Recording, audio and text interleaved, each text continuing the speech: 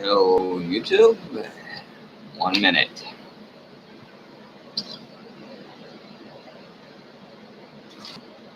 I really did not even want to drink that. I'm mostly doing that out of why ever I'm doing that. I don't even know. I just do that when I make videos nowadays. Anyways, the night is still young, but Dracula really needs to settle down. But first, I want to make this damn video. And I am going to talk about something that's very controversial, and I really am not currently equipped to talk about and don't want to.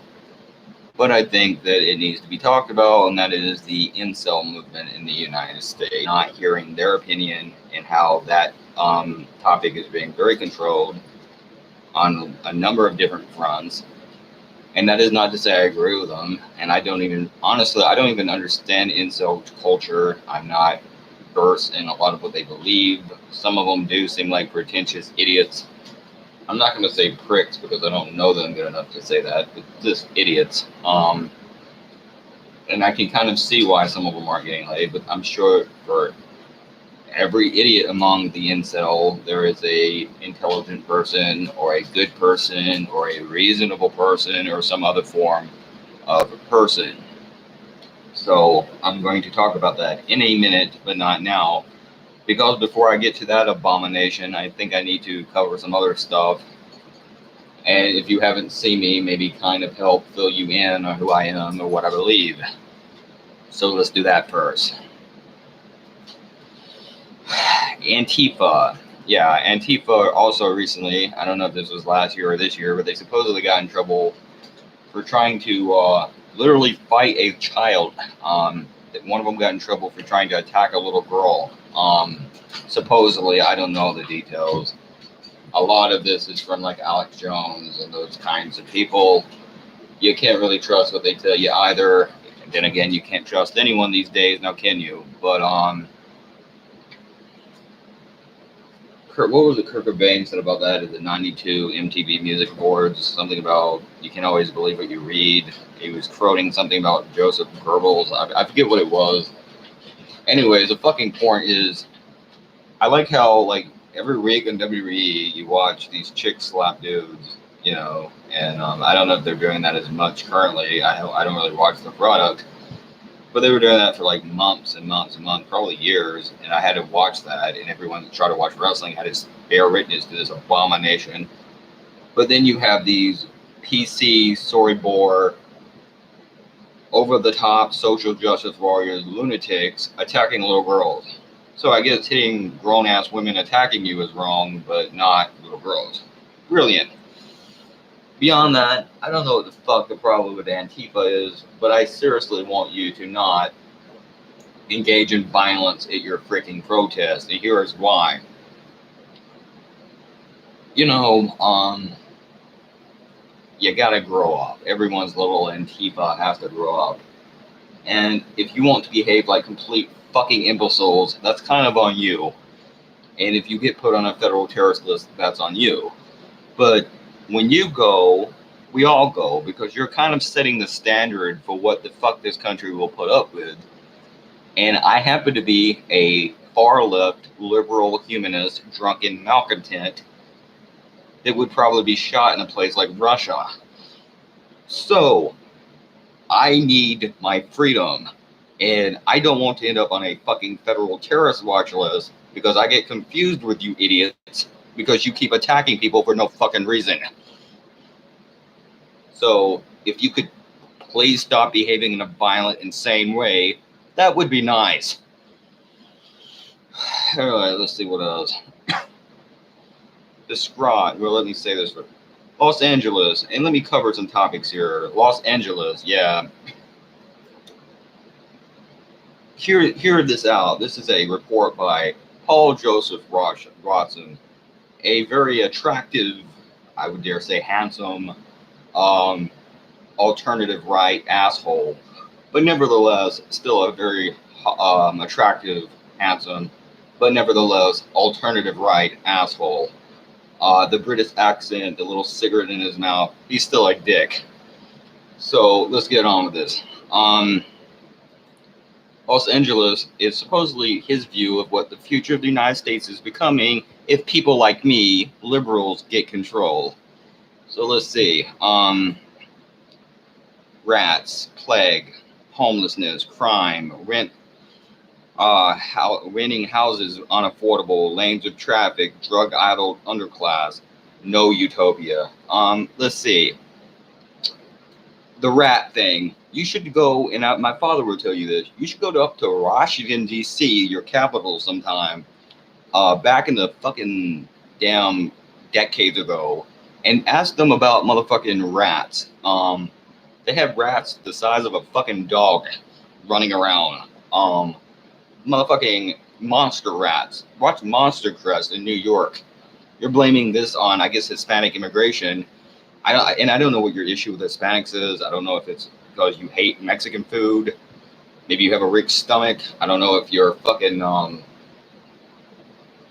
maybe you're dyslexic and you have a hard enough time understanding this language.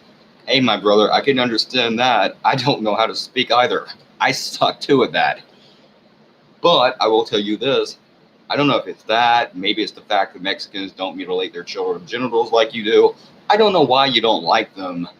But California ain't got shit on Washington, D.C., let me tell you, when it comes to a fucking rat infestation. And as far as beginning the plague, I'm yet to see a single case of the fucking plague in the United States. And as far as we know, that's been wiped out. And it wasn't because of rats anyways. Fucking archaeologists and people have proven rats is not what brought the plague to Europe. No one knows. Some people think it might have been a plague by aliens because they saw what the fuck European civilization at that time was starting to become during the Dark Age. And they saw people being tortured in the Christian church and everything else. Some people think the aliens sent the plague to keep that from fucking getting any further because they saw where we were going and we're just about there. So there's that. Homelessness and crime. Yeah, isn't that such a burden? The homeless people, all the fucking homeless people on the side of the road, the veterans you sent overseas that have their balls blown off for no reason. They have to come back with no family because the wife has taken their children and they don't know where they are. And they have to lay on the side of your roads. And respectful corporate Americans in their little suits have to walk by in these big ass cities with all the smoke and everything. And listen to those annoying homeless people banging on cans, begging for food. Oh, won't you please help me? Ooh, homeless. Yeah, I'm so sorry for you, you rich asshole. As far as crime goes, gee, I don't know. Maybe if you had a stronger welfare system that actually took care of your fucking citizens, you wouldn't have that problem. Yeah, you have a point there. Housing in places like Los Angeles and San Francisco, especially San Francisco, where a lot of the rich yuppies live, by the way.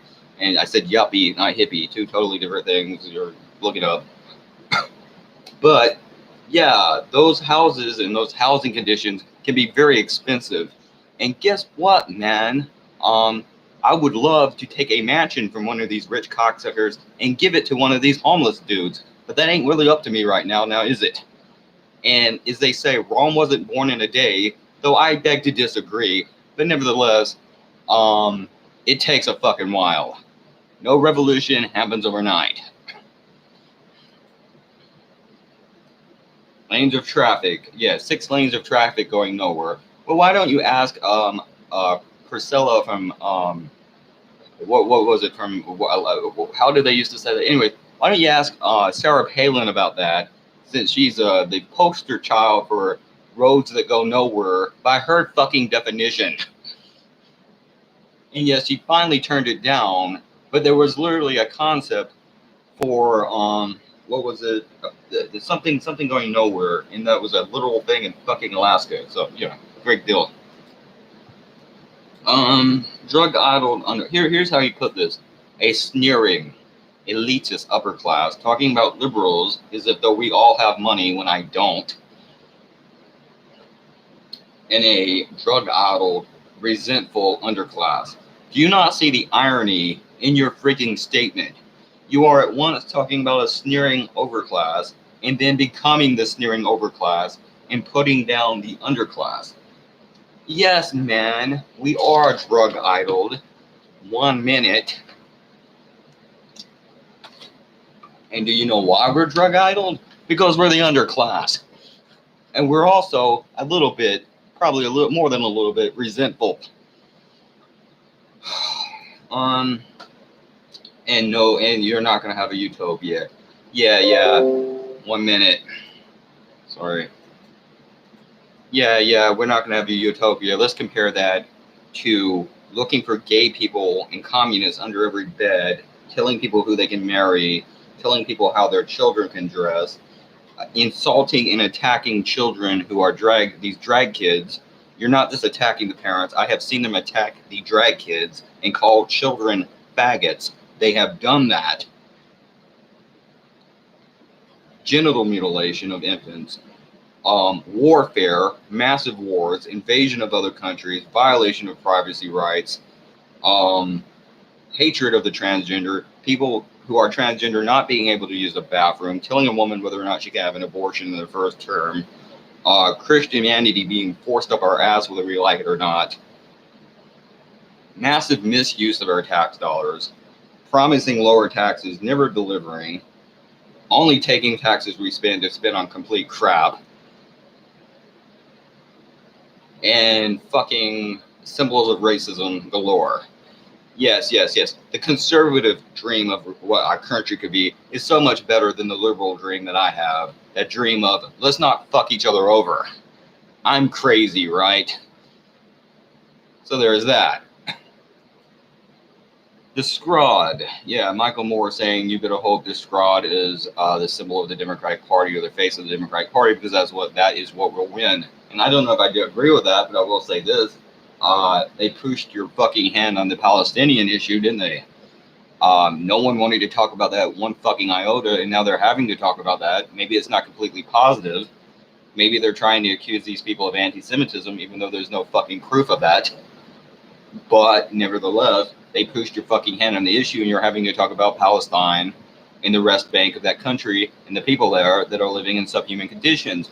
And speaking of subhuman conditions, and giving her some credit, Alexandria Ocasio-Cortez, and I said her name right, give me some credit too, come on, I'm an idiot, she also fucking pushed for border rights and rights of the people on the border and the immigrants coming into our country. And that leads me into my next fucking point.